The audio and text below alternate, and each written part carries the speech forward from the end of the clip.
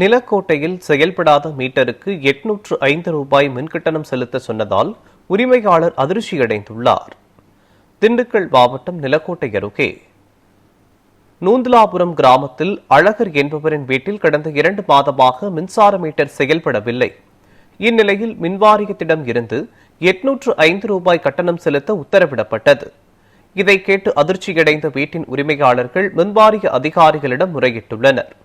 மின்கட்டண பிரச்சினை குறித்து மாவட்ட நிர்வாகம் உரிய நடவடிக்கை எடுக்க வேண்டும் என அழகர் குடும்பத்தினர் வலியுறுத்தியுள்ளனர்.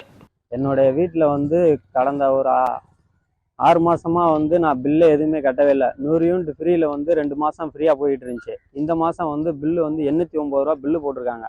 அதை போய் என்னாண்டு நான் ஆன்லைன்ல கம்ப்ளைண்ட் பண்ணிட்டு என்னாண்டு கேட்டதுக்கு அது நோ டிஸ்பிளேன்னு காட்டுதுப்பா, அது 6 மாசம் சராசரி அதாவது சிஸ்டமா எடுத்துக்கிறேன் அப்படின்னு சொல்லிட்டு நான் கேட்டதுக்கு ஒரு லெட்ரு ஒன்று கொடுத்துருக்காங்க சார்.